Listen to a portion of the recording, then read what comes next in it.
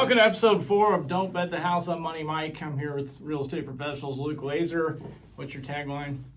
Laser guided picks. Laser guided picks. And of course, Brendan Harper, aka Gator, in the house. I didn't wear my gator today, man. Crucial catch, Crucial catch. And tell us about Crucial Catch. Why is that important? It's important to me. Just obviously lost a dad to cancer, but also, it's cool. You go to the stadium, you see everybody supporting, cancer relief, and everybody, just talking about it. And they, people talk about somebody they've lost possibly, or they fill out signs and stuff. So this is just the NFL. They wear it the whole month, and it's just, kick cancer out. As much as we love our teams and want them to win, probably the biggest benefit of our sports teams is the sense of community that we get from it. And there's a lot of good that can be done, and you see it out at the stadium, and that's always great to see. So, Didn't you party with Musa this year? yeah, Moose, for people that don't know, he was in town from Turkey. He's kind of an internet sensation. I think he has like 1 million followers on Facebook or something crazy like that. He ended up at our tailgate, and he was he definitely drinks a lot of wine. He's a fun guy. You should have got Musa out here this week for our special picks. I know. How are we supposed to get our followers up, Mike? Well, I think maybe we can do it next week. I think he's supposed to be here all the way through the Bills game. Let's get it. Well, how about that Raiders game, by the way? Man, what a great game. I was there, and honestly, probably one of the loudest games I've ever been to after the whole Chris Jones thing. You could definitely feel the tide turned. What a great game. And honestly, a lot of people don't like the Raiders, but, I actually like the Raiders. I think they have a lot of talent. It was definitely one of those things that they're not a 1-4 team. My personal opinion is I don't really think Josh McDaniels is a good coach. I don't think it worked out for him at the Broncos. I don't think it's working out at the Raiders. But they're a good team. They have a lot of talent. They always play us tough, and but it was a phenomenal game. A couple risky calls, kind of like your guys' risky bets, but you're going to have that. And I just hope those refs got their picks in on the Kansas side before they headed over to the stadiums. Yeah. Well, we know they did. So, anyway, we're going to start today with real estate, and I guess as we're heading into late fall, we know a lot of people are starting to think about selling their house in the spring, and I kind of thought, what's the best thing people can do to prep their house, either to make it more valuable or even just more marketable? I think what we're seeing right now is a little healthy shift in the market from where we were, in May and in June of this last year. And so fall, if you're getting prepped for, selling your house in the spring, which is a great time to sell, getting your house prepped by doing minor projects such as, updating some paint, doing some updating, getting your landscaping squared away so that you have good curb appeal. The days of just throwing your house on the market and not getting it market ready, I think are over. There's not as much competition for buyers right now. And so, we're getting back to the times where, if a seller wants to get top dollar for their house, they need to get some of those projects done, get it market ready, get it cleaned up, freshen it up a little bit. I think that we're going to have to start getting back into some of those kind of things. And that's, all great points. And so it's a great time to get started on that. If you're thinking about selling your house maybe in the springtime and you just want us to maybe evaluate how much you think your property is worth right now, you can reach us at don'tbetthehouse@gmail.com. We'd be happy to do it. It's absolutely free, and at least have some peace of mind of what's going on with your house, what we think could be worth, and what you can do to maybe make it more marketable. So I definitely think it's one of those things, in my opinion, to get a professional out there to look at it. Not only because you find a lot of people that I personally feel like they spend money on things that don't add value, and get somebody out there and tell you, because obviously you're in that house every day. You know the problems it has, the things about it, but that's probably not something that's going to bother somebody else. Sometimes it's good to update the HVAC or update the roof, because those are things that are going to cost a buyer a good amount of money, and it also might scare them off from the get-go. And to kind of segue off of what Luke talked about, as far as the market swing, we are seeing a little bit, and I think it's hard to judge what's going to happen in the spring, because we could have a crazy spring again. You know, I've heard from a couple lenders and stuff that, you know, the interest rates might start coming down in the next 30 to 60 days. So I think that will definitely add a little bit of relief. But I agree with Luke. I think this is very healthy for our market because we couldn't continue just to go. And at some point in time, you know, you had to start coming back down a little bit. You know, prime example for the listing of the week last week, we talked about the house over at 5611 Neiman, and it's actually still sitting. And, you know, a lot of people would be concerned about that because they're so used to putting it on the market and the first day getting multiple offers, getting 50 showings, and that's just not happening. And, you know, do I think that it's overpriced? Not at all. I actually feel like we underpriced it a little bit. But those days of just throwing it on the market and getting the multiple offers are over. You know, we talked about, even I have a house out in Independence that I listed, and I recently just took off the market because I need to put new cabinets in it. And I probably should have done it from the get-go, but I didn't, because before you could just put the product on the market, it would sell itself. And now people, you know, with the inventory rising a little bit, people have more choices out there, so they're being a little bit more selective. So we took it off the market. We're going to put some new cabinets in it and put it back on the market, and hopefully it'll sell. And at the same time, right there, if you're thinking about maybe buying, this is the time to make a move. There are options out there which there weren't 6 months ago. So there's also obviously a benefit to this whole situation as well. The rates are going to change. They're going to eventually go down. So getting in that house, this is a great time to do it. Speaking of which, let's talk about our picks. Last week didn't go so well, but we're gonna go ahead and Speak for yourselves. I had a great week last week. I had 2-1 with my picks. My only loser was Brian Kelly, who's been a loser for so long. I don't think he's ever beat a team that was better than him. Never upset, all the way back to his Grand Valley State days when he was a rival of Hillsdale College.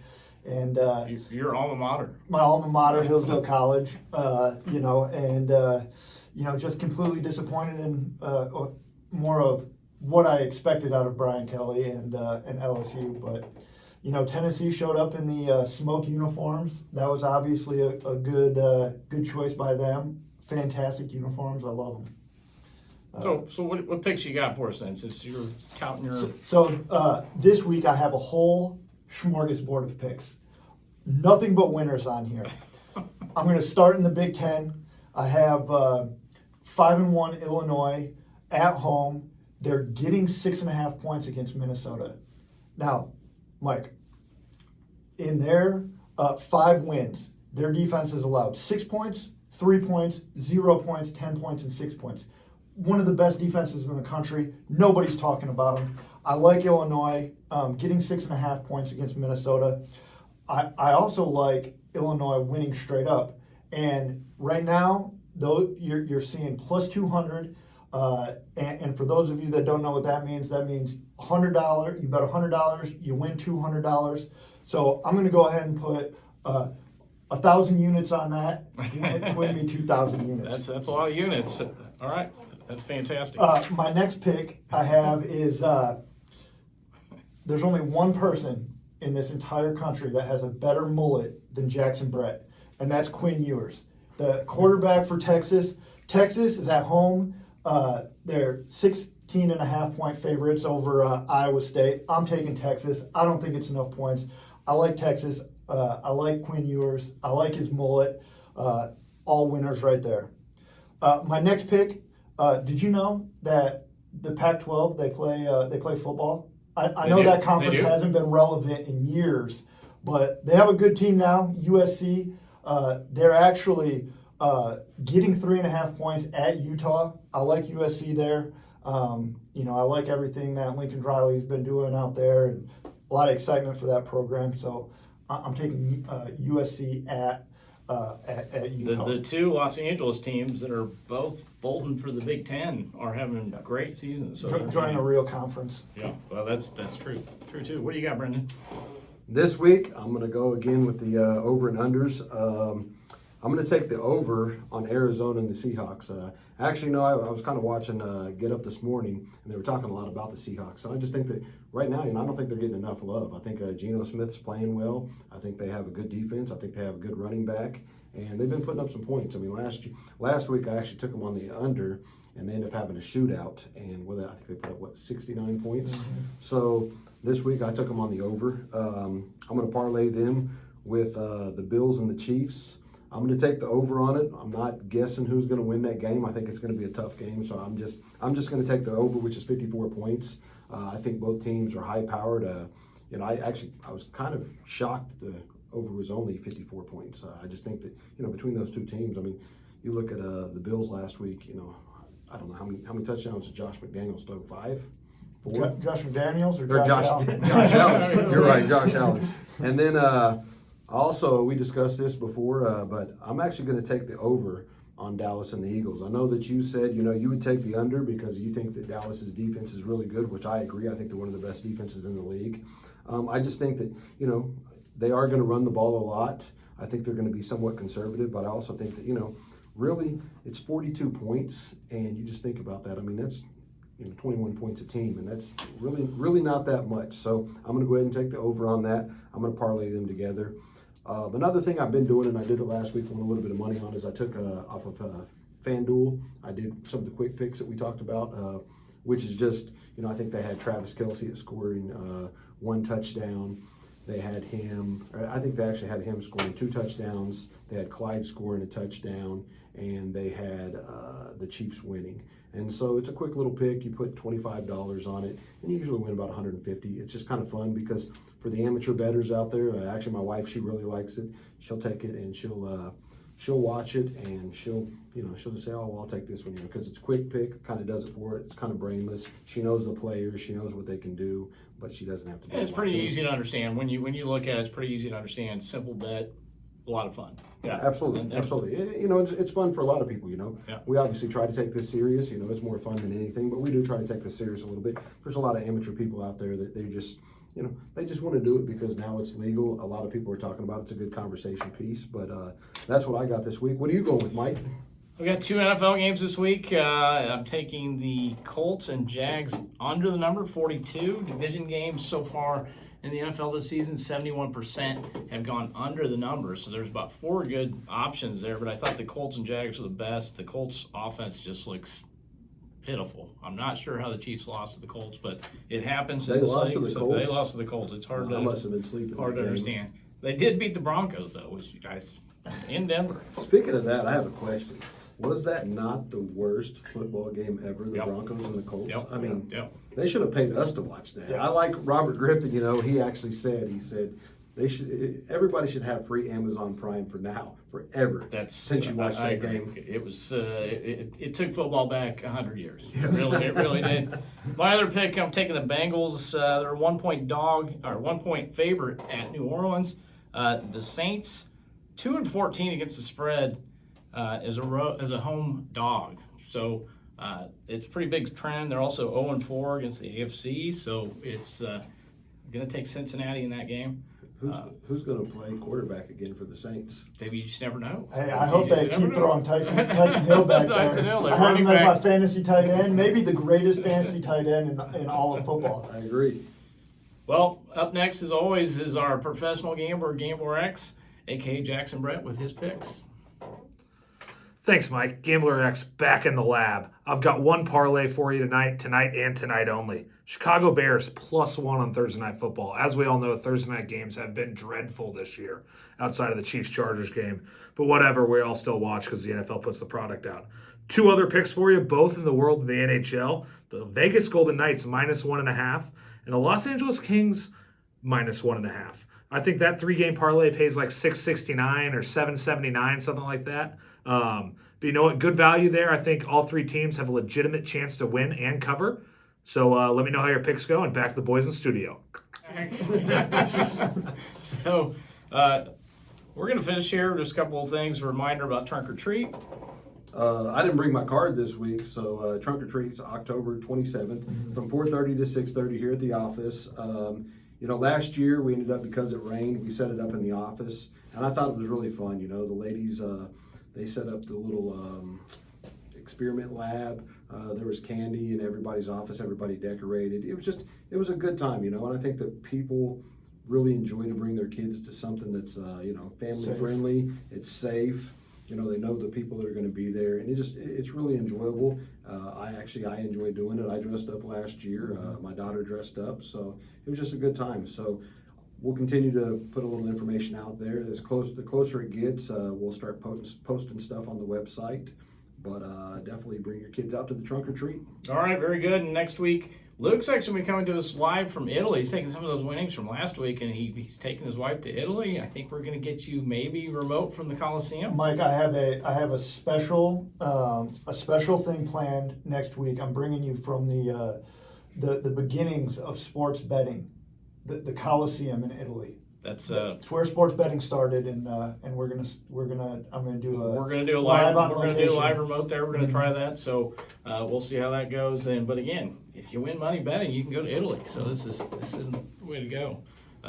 Finally, we got the Bills and Chiefs coming up. Big game, probably the biggest game in the AFC this year. What are we thinking there? Man, I think it's going to be a tough game. It's one of those things for me personally that, obviously I'm a diehard Chiefs fan. I think that we have a good team. I think that we're still trying to figure out what we're doing as far as, some weeks, we see a lot of Clyde. We see a lot of Pachenko. Last week we saw a lot of McKinnon. I think they're definitely trying to figure out the running game. They're trying to get the backs out of the back of the field. I still think that Juju hasn't really clicked very well yet, but he's starting to make an impact. Travis Kelce always does his things, but I think that what's going to happen this week is, after last week, I don't know how he scored 4 touchdowns. I don't know how you let that guy get away from you, but I think that they're going to focus a lot on that. So I think it's going to take a lot of other players to step it up. The Bills have a great defense.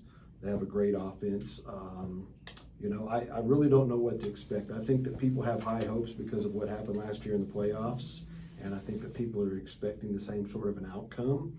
And I want to see a great game. I think that we're going to find out who we really are. One of my favorite things about the Chiefs this year is it seems like the national media, everybody is kind of counting. They've been counting the Chiefs out since even in the preseason.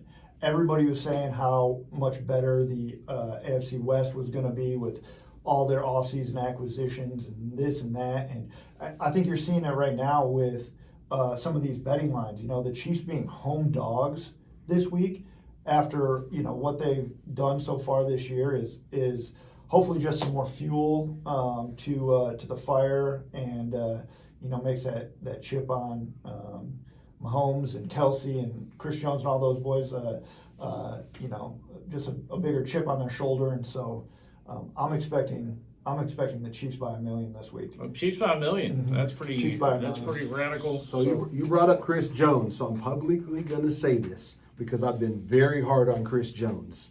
He played a phenomenal game last week. Oh yeah. I've been very hard on him because I feel like he takes a lot of plays off.